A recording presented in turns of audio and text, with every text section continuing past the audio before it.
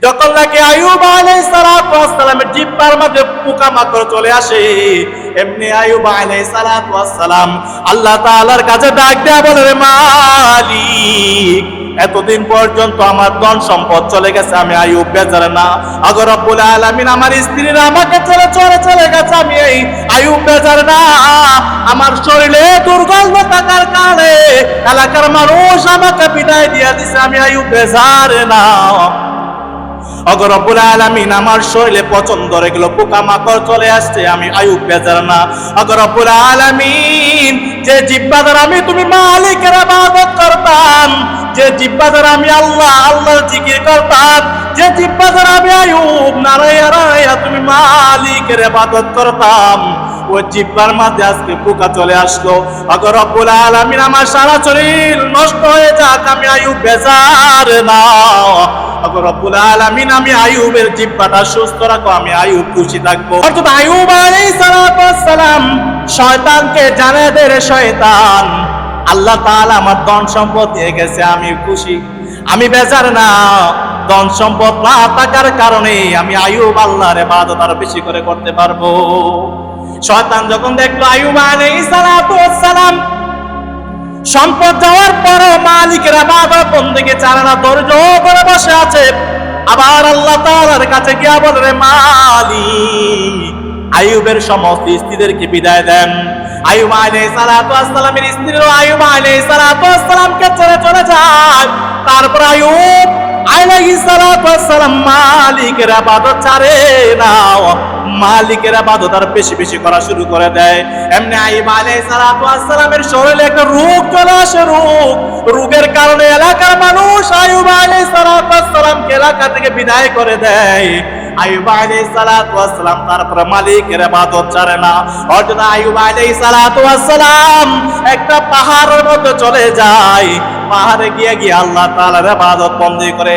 একমাত্র ওনার একটা স্ত্রী ছিল ইউসুফ আলাইহিস সালামের কন্যা রহমাত, যাকে নাকি দুনিয়ার মানুষ রহিমা হিসাবে চিনে। অর্থাৎ রহমা আলাইহিস সালাম আইয়ুব আলাইহিস সালামের খানা নিয়ে যায়। খানা আইয়ুব আলাইহিস সালামের কাছে যাওয়ার পর আইয়ুব নবী ডাক দেয়া বলে, রহিমা, আমার সমস্ত স্ত্রী আমাকে ছেড়ে চলে গেল, ওগো রহিমা, তুমি কেন যাও নাই? রহিমা ডাক দেয়া বলে, আইয়ুব, ওই হাসরের ময়দানে আমার মালিক আমাকে যখন প্রশ্ন করবে, রহিমা, কি এমন নেক আমল, কি এমন আমল নিয়ে আল্লাহর কাছে আসছো? ওগো রব্বুল আলামিন যখন নাকি আমাকে প্রশ্ন করবে, আমি রহিমার কোনো আমল নাই, আমি ওই হাসরের ময়দানে আল্লাহ তাআলার কাছে একটাই আরজ করতে পারবো, রে মালিক, জমিনে থাকা অবস্থায় আমি আইয়ুব নবীর স্ত্রী ছিলাম, এই জন্যই আল্লাহ তাআলা হয়তো আমি রহিমাকে মাফ করে দিবে। আইয়ুব আলাইহিস সালামের সারা শরীরে পচন লেগে গেল। এভাবে আস্তে আস্তে তারপর আইয়ুব ধৈর্য সহকারে মালিকের ইবাদত করে আল্লাহকে ভুলে যায় নাই। আস্তে আস্তে যখন নাকি আইয়ুব আলাইহিস সালামের সমস্ত শরীর পচন ধরে গেল, যখন নাকি আইয়ুব আলাইহিস সালামের জিহ্বার মধ্যে পোকামাকড় চলে আসে, এমনি আইয়ুব আলাইহিস সালাম আল্লাহ তাআলার কাছে ডাক দেয়া বলে, রে মালিক, এতদিন পর্যন্ত আমার ধন সম্পদ চলে গেছে, আমি আইয়ুব বেজার না।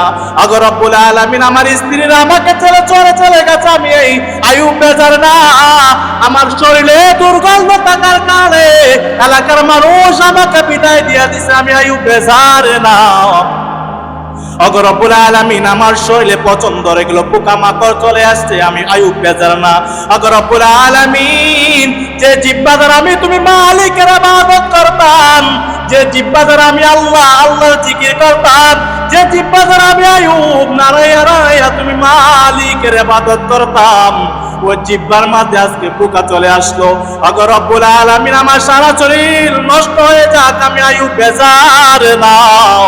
আগো রব্বুল আলামিন, আমি আইয়ুবের জিহ্বাটা সুস্থ রাখো, আমি আইয়ুব খুশি থাকবো। আল্লাহ রব্বুল আলামিন যখন দেখলেন আইয়ুব সমস্ত পরীক্ষা করার পর আইয়ুব পাস, আল্লাহ তাআলা বলেন, দুনিয়ার মানুষ সমস্ত পরীক্ষা করার পর আমার নবী আইয়ুব আল্লাহ তাআলার পরীক্ষা পাস করার পর আল্লাহ তাআলা আবার সমস্ত সম্পত্তি বিবিদেরকে ওনাকে ফিরাইয়া দিয়ে দিয়েছেন।